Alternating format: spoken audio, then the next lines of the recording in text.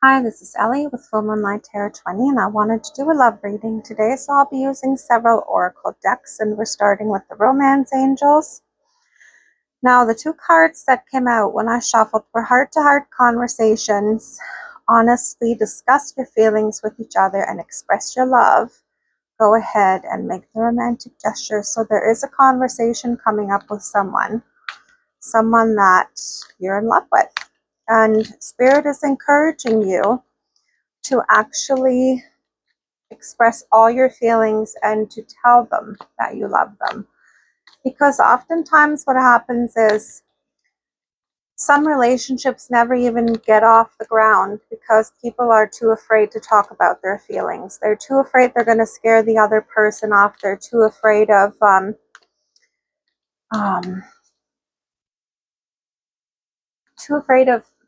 maybe not being taken seriously or being ridiculed or whatever it is. There's just this fear of being vulnerable. And honestly, you couldn't even be in a successful relationship with anyone if this is not someone that you can be emotionally vulnerable with, and someone who cannot show their emotions to you, right? Because it's going to be a very uneven relationship. So let me just shuffle the Soul Connections cards because I just want to delve a little deeper into this and see what they have to say. Challenges. All true soul connections involve challenges that can be overcome together. All right, so oftentimes, oh, and Cupid. Love is in the air when Cupid is around. Okay, good. This is very much somebody coming in.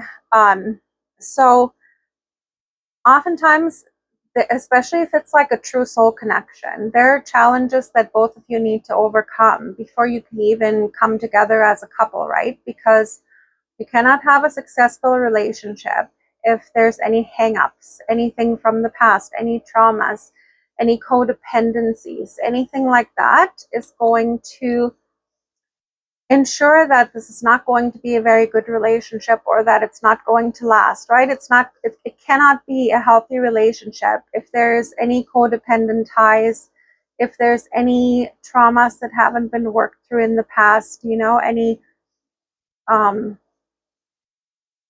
for instance, any abuse you've seen in your early family life, right?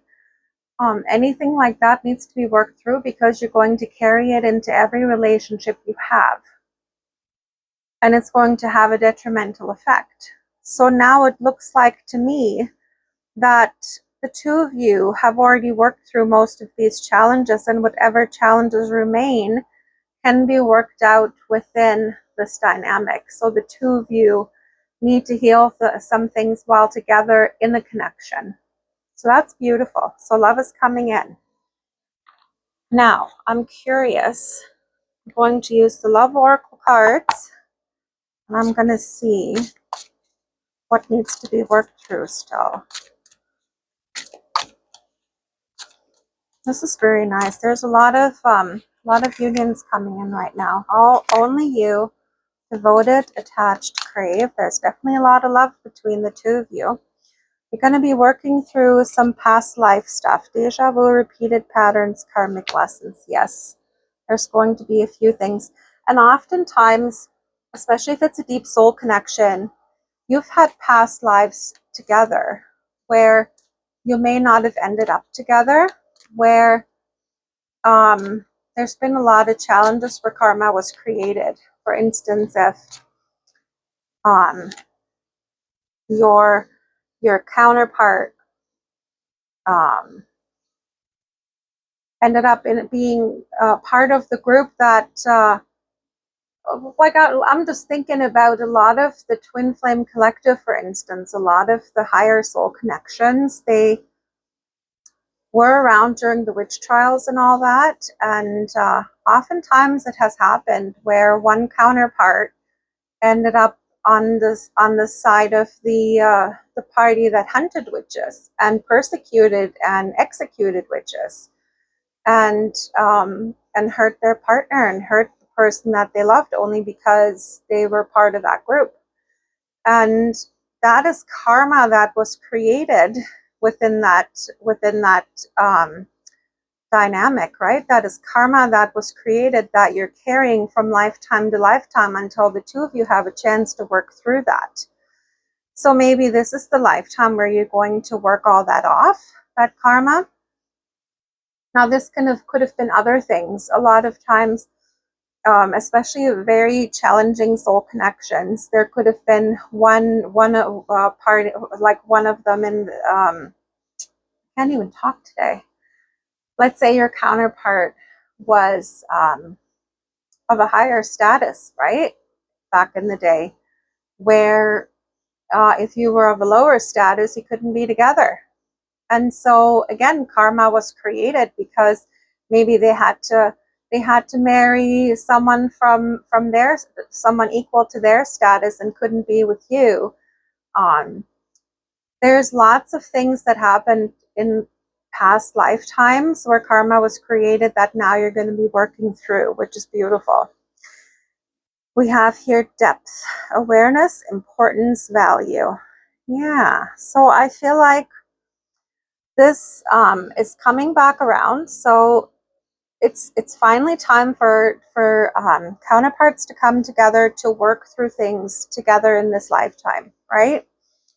Let me just see if there's any messages, because I have here the dream guidance love messages.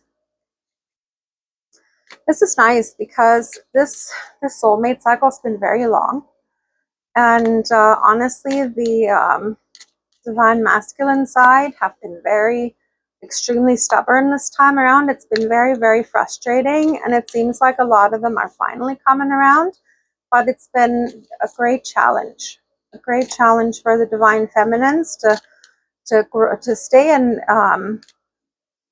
in their power and to stay patient and to work on themselves and to not worry about what their masculines are doing. Because honestly, they were not so divine, those masculines. You are my desire. Oh, that's beautiful. Let's see if there's another message from your counterpart. Are you happy without me? I hope you are happy, because happiness should not depend on whether you're in a relationship or not. Each party should be happy on their own. And then you're actually you're capable of having a successful relationship when your happiness does not depend on another person, because your happiness should not depend on another person. That's an awful burden to be placing on somebody, to expect them to make you happy and to be the only source of your happiness. It's impossible. It will never work. I miss you so much. Oh, they miss you. Isn't that cute? Well, the time is coming. Looks like the window is opening, like a window in time for the two of you to actually come together. So be discerning. Be discerning. See if that person has put in all the work on themselves to be capable of having a successful, happy relationship with you. Because oftentimes someone may come in and present as if they're ready, but this might just be a front they're putting up. They may not be completely ready, and that is for you to discern. That is for you to work out for yourself and to be brutally honest with yourself and the other person, whether or not you feel that they're ready to have a successful relationship with you. And of course, are you ready? Are you completely honest with yourself, and you don't have any fears and hang-ups that are going to be putting in blocks in this relationship, right? Just some food for thought. Other than that, this is a beautiful reading. That's it for me. Love and light, guys. We'll talk again soon.